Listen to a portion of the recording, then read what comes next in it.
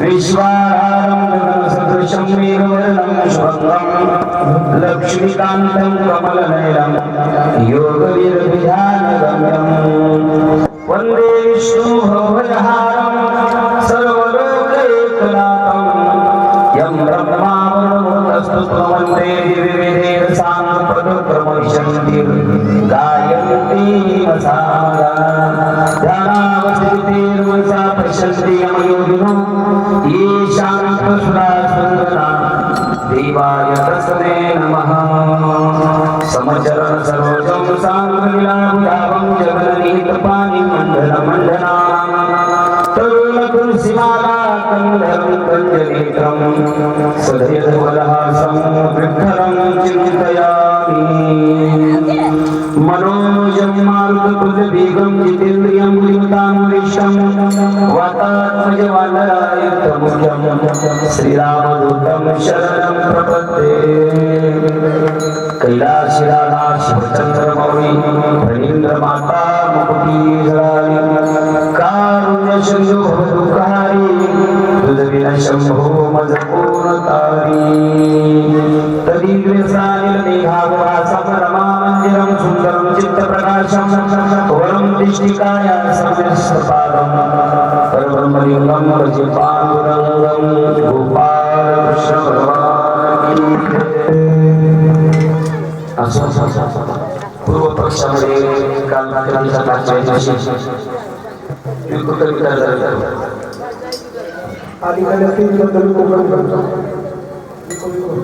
काल आपण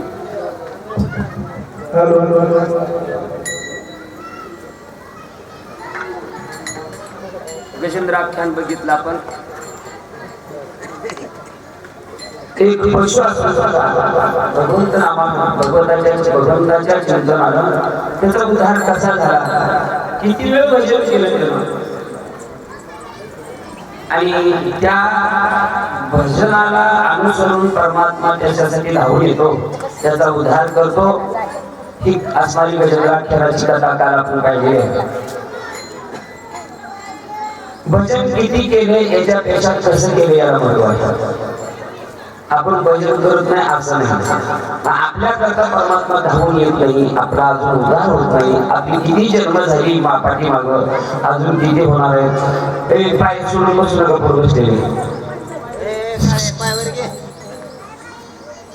किती जन्म होणार आहे अजून आपल्याला त्या भविष्यातला काही मागोवा नाही म्हणून धर्मशास्त्राच्या सिद्धांतानुसार कुठलंही कार्य किती केलं यापेक्षा कसं केला फार किंमत आहे तुम्ही जीवन जगत असताना सुद्धा भजन करा काही करा सत्कर्म करा काही करा काही आम्हाला असं भेटतात माणसं महाराज आम्ही इतके वर्षी सत्ता करतोय इतके वर्षी मी इतकी ज्ञानेश्वरीची पारायण केली हजारो पारायण करणारी माणसं आम्हाला येऊन सांगतात पारायण माझी 1000 पारायण झाली 1000 पारायण झाली पण नामदेव महाराजांनी ज्या ज्ञानेश्वरीच्या संबंधानं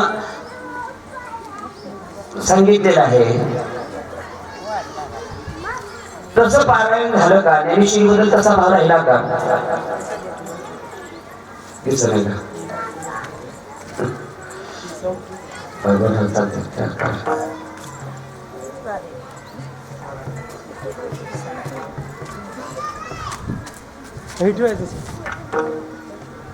काय मग ग्रंथ ठेवा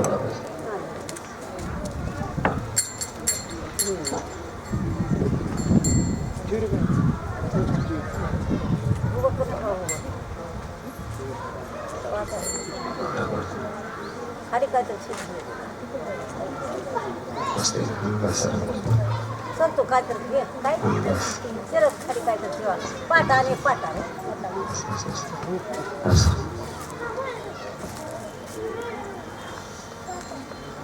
तुकोबारायांच्या भाषेमध्ये बोलायचं झालं तर तुकाराम महाराज म्हणतात थोडे परी नेरे कुठलंही कार्य थोडं असावं पण चांगलं असावं अजून एक मराठीमध्ये म्हण आहे मराठीच्या मी अपूर्ण म्हणी होत्या जुन्या एक ना धड आणि भाराभर चिंध्या थोडस कापड असू द्या आता हे बघा हे आणून टाकलेलं किती कापड आहे पण त्याने काम काय केलं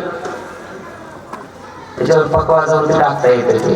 आणि पकवा आल्याविषयी माझ्या समोर अचानक आलं, पकवाजाला अशी झुलत असावी. कोणी उठते, कोणी उपरणी टाकते, कोणी खांद्यावरचं कमजा टाकते, त्यालाच नाक पुसलेला असते, तेच त्याच्यावर टाकायचं. त्या आदर केला पाहिजे कुठल्याही गोष्टीचा असू द्या. थोडी परीने थोडा असावं पण चांगला असावं. छोट्याशा कापडानं, एवढ्याच कापडानं भगवंताच्या सेवेमध्ये त्यानं आपलं कासनाला काय केलं, प्रतिकात आपला सहभाग दर्शवून त्या ठिकाणी सेवाच केली. पण एका माणसाला रस्त्याने जात असताना 1 क्विंटल पोत सापडलं भरलेलं, कशाचं? चिंध्यानं भरलेलं. मग त्याचं काय टोपी होईना, बनियन होईना, ब्लाऊज होईना, तंबाखूची पिशवी शिवायला होईना, काही नाही, 1 ना धरण भाराभर शिंद्या. आता या मराठीमध्ये म्हणजे मला वाटतं जवळजवळ आपण सगळेच बसतो. आपला परमार्थ तसाच आहे, 1 ना धरण भाराभर शिंद्या. थोडं करावं पण चांगलं करावं. किती केलं याच्यापेक्षा कसं केलं याला महत्व आहे. एक गोड दृष्टांत संग्रहामध्ये आलेला आहे. आपलं आयुष्य सुद्धा आपण किती जगलो याला महत्व आहे, पण कसं जगलो याला महत्व आहे. काही माणसं 150-150 वर्षाचे, काही 200 वर्षाचे सुद्धा आता सध्याच्या काळाला पाहायला भेटतात. तर काय नाही त्यांच्या जीवनामध्ये देव धर्म सांगी पडले सगळं, विषयी गोंधळ गाजत असे. देव धर्म सगळं सांगीला टाकलेलं आहे, नुसता विषयाचा गोंधळ त्यांच्या जीवनामध्ये माजलेला आहे. पण काही महात्म्यांनी अगदी आयुष्याच्या काही क्षणामध्ये भगवंत चिंतन करून आपल्या जीवनाचा उद्धार करून घेतलेला आहे. एका राजाची कथा येते. त्या राजाचा उल्लेख माझ्या नाथ महाराजांनी हरिपाठामध्ये केला. आता बऱ्याच जणांना हरिपाठ पाठ नाही नाथ महाराजांचा, आपण फक्त माऊलीचा घेतो. नाथ महाराजांचा हरिपाठ घेतला पाहिजे, पाठ असला पाहिजे. तर राजाचं वर्णन नाथ महाराज हरिपाठामध्ये करतात. बघा, काही माणसं म्हणतात महाराज आमचं गेलं आयुष्य मातीत, आता उरलेल्या वेळात काय होणार आहे. महाराज म्हणतात मागे झाले पाहू नका, पुढे जाणीन आहे तुका.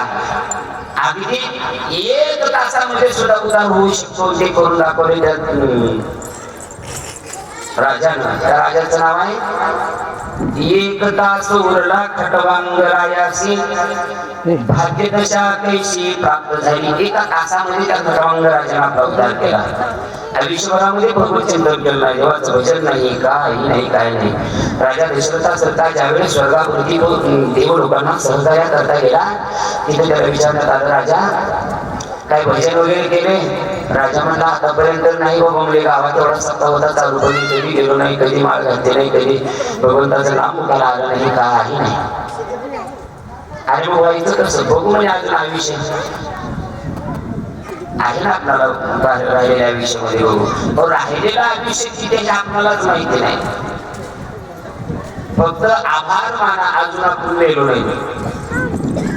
धन्यता मानली पाहिजे. बरवी झाली आजी वेळी नाही पडलो मृत्यूची हारी, वाचून आलो येतो घरी बोलले ते हरी तुम्हा समर्पण. देवाला प्रार्थना करी, देवा बरं झालं अजून आम्ही मेलो नाही, आता हे बोललेलं जे आयुष्य देवा तुला समर्पित करू, आम्ही बोललेल्या आयुष्यामध्ये तुझ्यासाठी आमचा देव खर्च करू. ही कधीतरी भावना मनामध्ये येऊ दे जय माणसानं ईश्वराची सेवा करण्याकरता. मग माझा मुद्दा काय करा, आपण किती जगलो याच्यापेक्षा कसं जगलेला किंमत आहे. एक दृष्टांत सांगून आपल्याला नरसिंह चरित्र, जे की आपला 27व्या उत्सवाच्या निमित्ताने भगवान परमात्म्याच्या 10 अवतारापैकी मुख्य 10 अवतारचे संगीत अंब ऋषी करता घेतलेले. अंब ऋषीसाठी जन्म सोशी गेले, दुष्ट निर्धारले किती योग. त्या अंब ऋषी राजाला तो दिलेला शाप दुर्वासाने, आणि त्या तो शाप भगवंताने आपल्या माथ्यावर घेतला, आणि त्या शापास तो परमात्मा 10 अवतार घेऊन भगवत भक्त संरक्षण परित्राणाय साधूनां विनाशाय च दुष्कृतां धर्म संस्थापनार्थाय संभवामि युगे युगे. या न्यायानं परमात्मा धर्माची संस्थापना करतो, साधूचं संरक्षण करतो, दुष्टाचं निर्हरण करतो. याच्याकरता अवतारलेलो आपण ती कथा पुढे बघायची. पण माझा मुद्दा आहे, परमार्थ कमी करा पण चांगला करा, थोडं करा पण चांगलं करा. एका गावामध्ये एक सिद्ध साधू महात्मा अष्टमासिद्धी ज्याच्या द्वारामध्ये ओळंगतात.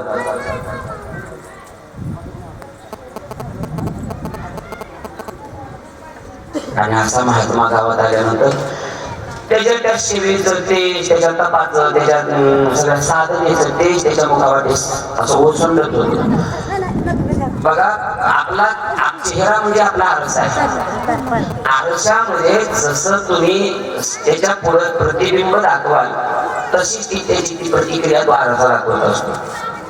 आता एखादा नकटा माणूस जर आरशात आपला चेहरा पाहत असेल आणि आरशाला जर दोष देत असेल, एखादा वृद्ध माणूस आयुष्य संपले आणि वृद्धपणामध्ये आरशात पाहत असेल, आरशाला दोष देत असेल, आरशाचा दोष नाही.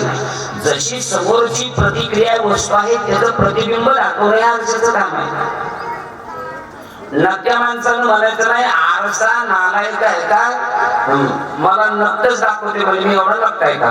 अरे बाबा, तुझं जसं आहे तसं ते दाखवणार आहे. म्हाताऱ्या माणसानं म्हणावं काय आरसा होता आमच्या तरुणपणाला, आरसे होते, काय देखणं दिसायचं आरशात बघितल्यावर. आताचे आरसे चांगलेच राहिले. आरसा जशाच तसा आहे, तुझ्या तोंडावर सुरू त्या पहिले. आरशाचं काम नाही, आरसा जे आहे ते दाखवतो. म्हणून मनुष्य जीवनामध्ये दोन मित्र जोडा, एक आरशासारखा आणि एक सावलीसारखा. अशी मित्र जोडायची, संगती आशांची करायची. एक आरशासारखा मित्र असावा आणि दुसरा सावलीसारखा असावा. का? आरसा खोटं दाखवित नाही आणि सावली कधी साथ सोडत नाही. जगामध्ये स्वार्थपोटी मैत्री करणारे भरपूर आहेत. सारख्यासारखे क्षणोक्षणाला रंग बदलणारी माणसं घरीच आहेत. रंग बदल आणि म्हणून तो सिद्ध महात्मा जो सिद्धी प्राप्त असणारा त्या गावामध्ये आला आणि त्या महात्म्याच्या चेहऱ्याकडे पाहिलं की असे लहानापासून ते वृद्धापर्यंत प्रत्येकाला वाटायचं की या महात्म्यानं मला बोलावं, माझ्या मस्तकावर कृपा आशीर्वादाचा हात ठेवावा, आमच्या घरी यावं, आमच्या घरचं 2 घोट पाणी प्यावं, 4 घास अन्नाचे खावे. प्रत्येकाला वाटू लागलं, प्रत्येकाला वाटू लागलं. का वाटू नये? कारण त्याचं तेज, त्याची ती साधना चेहऱ्यावर सांगत होती. साधं तेज असतं. म्हणून आपला चेहरा हा आरसा आहे. तुम्ही कसं वागता हे तुमचा चेहरा सांगत असतो. तुम्ही आज दुष्कृत्य केले का चांगलं काम केले, पाप केले का पुण्य केले, तुम्ही मी केलं नाही म्हणायचंच नाही. तुमच्या अगोदर तुमचा आरसा सांगतो, चेहरा सांगतो. चोरी केलेल्या माणसाचं तोंड बघायचं. त्याने किती जरी चोरी लपवत असला, मी नाही केलं, चेहरा म्हणतो खोटं बोलू नको, बस केले तू, चेहरा सांगून टाकतो. तसं त्या महात्म्याचा चेहरा त्याचं साधनेचं बल सांगत होता, सामर्थ्य सांगत होता. त्यामुळे गावातील लोकांना वाटायचं, प्रत्येकाला वाटायचं माझ्या घरी महात्मा यावा, माझ्या घरी महात्मा यावा. चौकामध्ये जरा सावकाश करा स्वयंपाक, मावसा हो का दुर्पदा वहिनी एक तर उशीर कधीच भंग करायचं.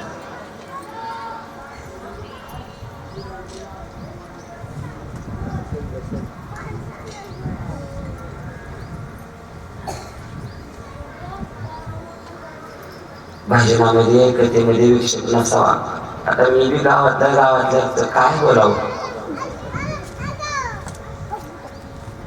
बाहेर गावी झाली तुम्ही त्याची खाना मोठी भरून येत असतो. बऱ्याच ठिकाणी भरून आले भजनी विक्षेप त्याची काही मरण वगैरे पर्याव करायची. मेलेलं परवडलं पण विक्षेप नको आहे. म्हणून ऐका, त्या महात्म्याला घरी घेण्याची, घरी नेण्याची प्रत्येकाला मनामध्ये तळमळ वाटू लागली, इच्छा वाटू लागली. प्रत्येकाला वाटायचं माझ्या घरी त्या महात्म्याने यावं, 2 घोट पाणी प्यावं, 4 घास अन्नाचे खावे.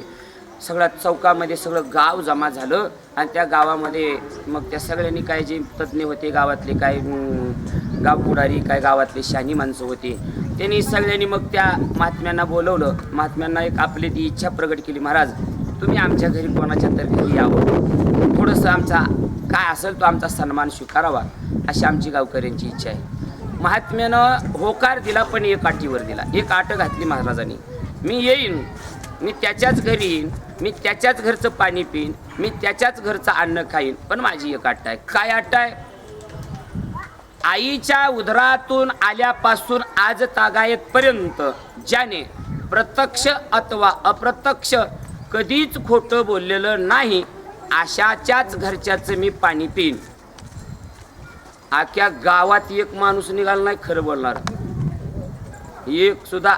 तुम्ही म्हणसाल तुझ्यासारखा महाराज नव्हता का? आम्ही तर काय खरे बोलणारे. कीर्तनाला निघाल्यावर आम्ही घरीच असतो, पण अर्ध्या रस्त्यात सांगतो आम्ही आरवीतवरून. अप्रत्यक्ष होईना ते खोटंच आहे.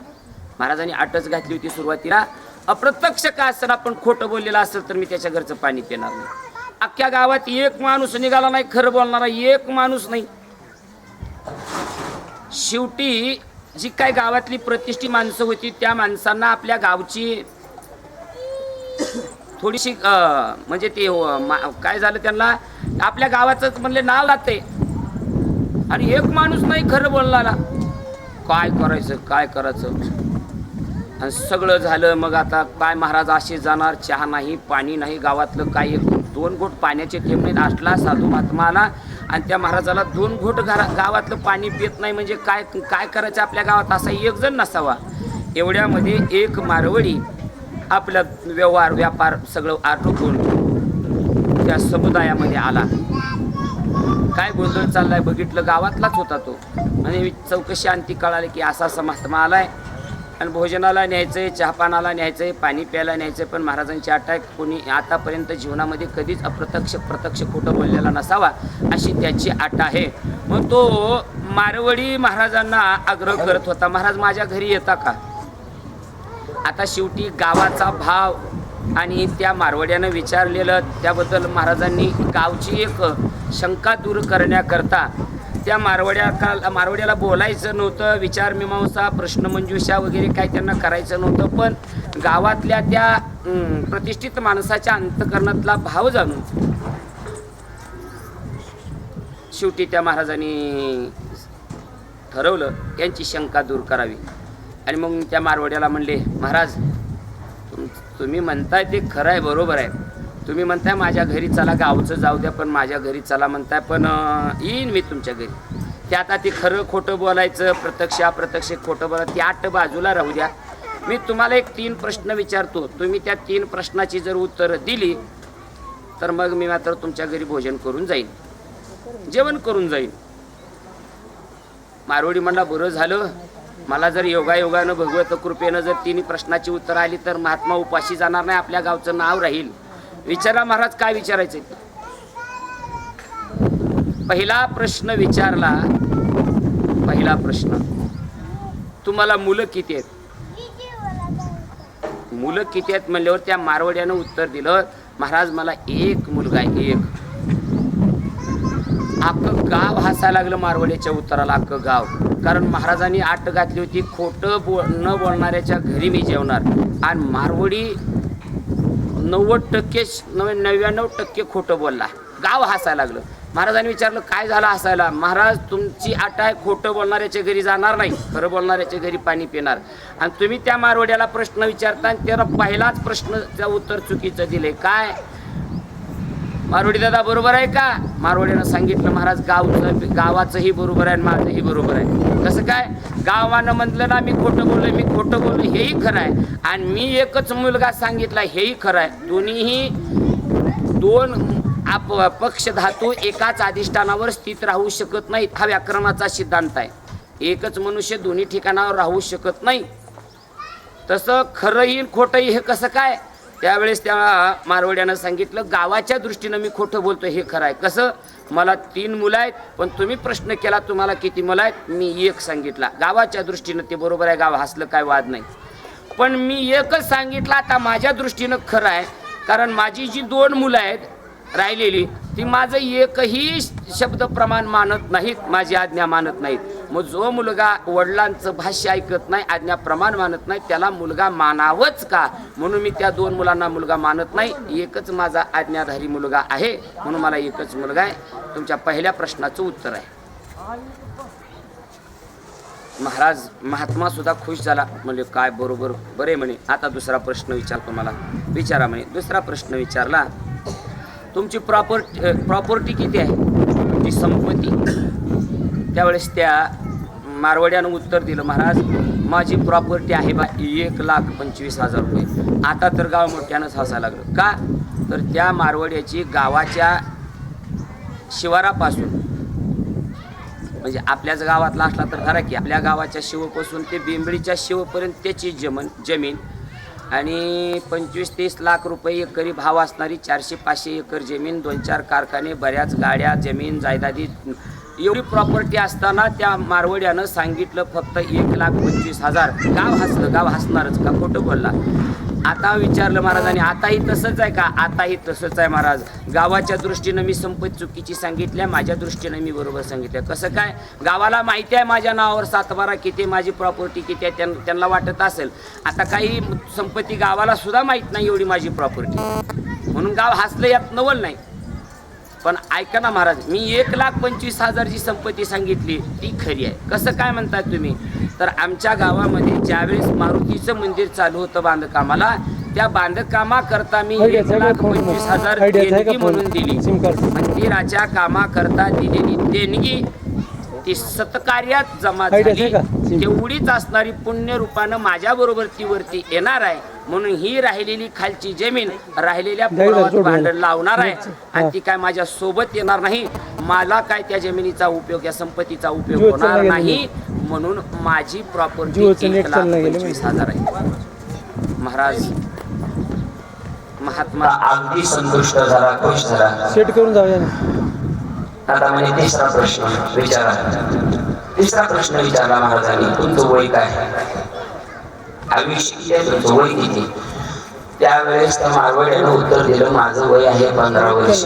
आता गाव मोठ्यानं हसायला पहिल्यापेक्षा, कारण मारवाडी 90 वर्षाचा होता आणि वय किती सांगितलं? 15 वर्षे. दृष्टांत काय चाललाय? किती जगलो याच्यापेक्षा कसं जगलो, किती परमार्थ केला याच्यापेक्षा कसा केला, किती कसं जगलो. म्हणजे जास्त जगण्याला, जास्त मिळवण्याला किंमत नाही. जास्त प्रॉपर्टी कमवली पण किती धर्मकार्यात खर्च केली. करोडो रुपयाची प्रॉपर्टी पण ती तुमची नाही, तुमच्या नावावर नाही. स्वतः दानधर्मामध्ये जी खर्च करतात ती तेवढीच प्रॉपर्टी तुमच्या नावावर होणार आहे. धर्मकार्यात देण्याकरताच माणसं दाणे देता काटे हात, दान देताना हात कापतो महाराज काही जणांचा.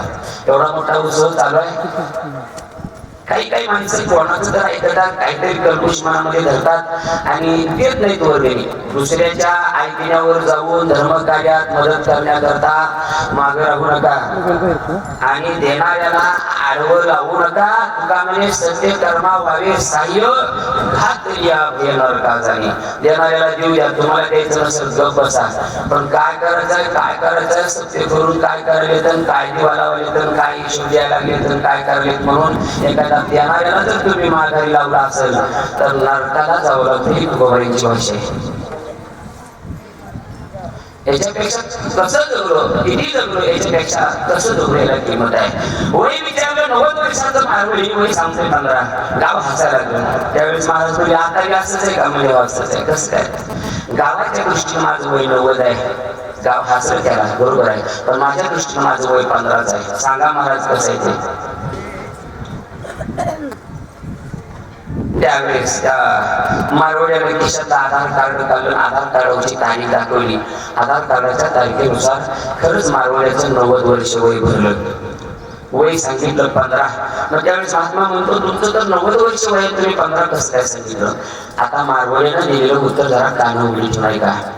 मारवाडी म्हणतो, महाराज माझं वय 90 आहे. जन्मापासून आतापर्यंत माझा विषय 90 आहे. पण ऐका ना, मी 15 का सांगितलं? कारण 15 वर्षापूर्वी मी माळ घातली.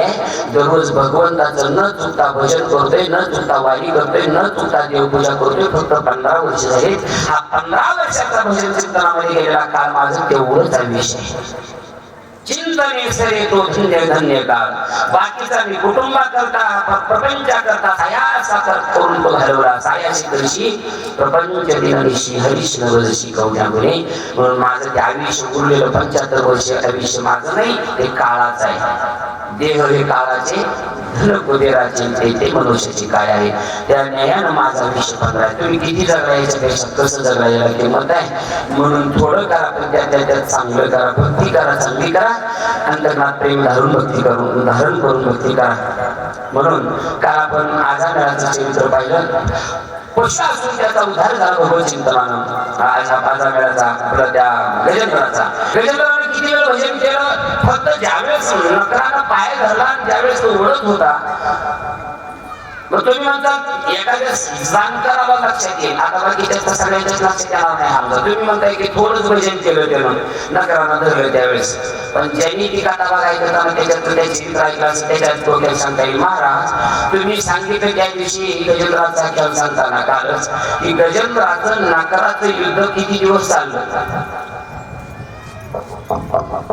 1000 वर्ष युद्ध चाललं. मग त्यानं पाय धरल्यापासून पाय सुटेपर्यंत तर भजन केलं असेल ना. मग 1000 वर्ष भजन केलं त्यानं. मग थोडं झालं का अरे बाबा 1000 वय बरोबर आहे, पण त्याचं आयुष्य होतं लाखो वर्ष. लाखो वर्षात 1000 वर्ष भजन करणं म्हणजे आपल्या 100 वर्षाच्या आयुष्यामध्ये 5-6 वर्ष भजन केल्यासारखं आहे. त्याचाच अर्थ भगवत चिंतन करीत असताना थोडं करा पण अंतःकरणातून अट्टहास असला पाहिजे. त्याला हृदयातून धाव केली पाहिजे देवाकडे. त्यावेळेस असा भाव निर्माण झाला पाहिजे, देवा आता तुझ्याशिवाय माझं कुणी नाही, कुणी नाही. ही भावना निर्माण झाली पाहिजे. आता तूच मला सोडवणार आहेस. हे एरवा उगा पसारा यांच्याकडे आता माझं काही चालत नाही. आणि एक फक्त आपला देवच वाटावा, त्याच्याशिवाय आता माझं कोणी नाही.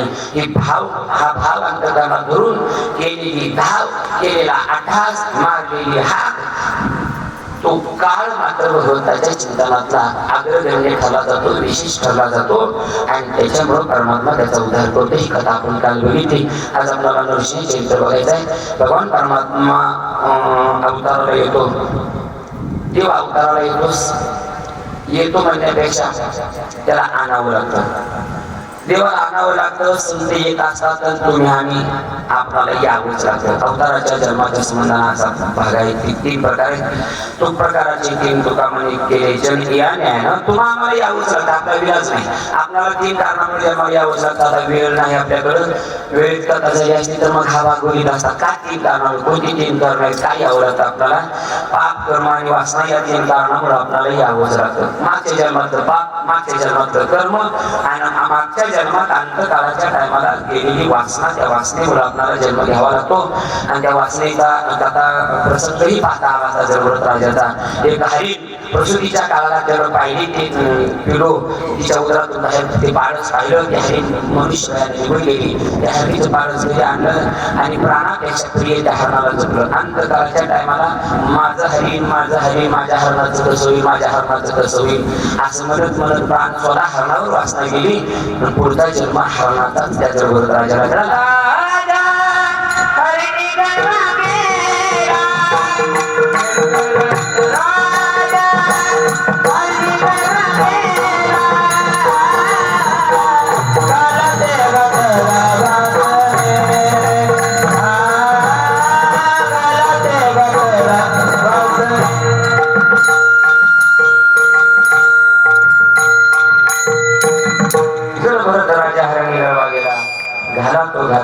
वासनेने आपल्याला 3 कारणामुळे जन्म घ्यावा लागतो. संत स्वतःहून येतात. कशा करता?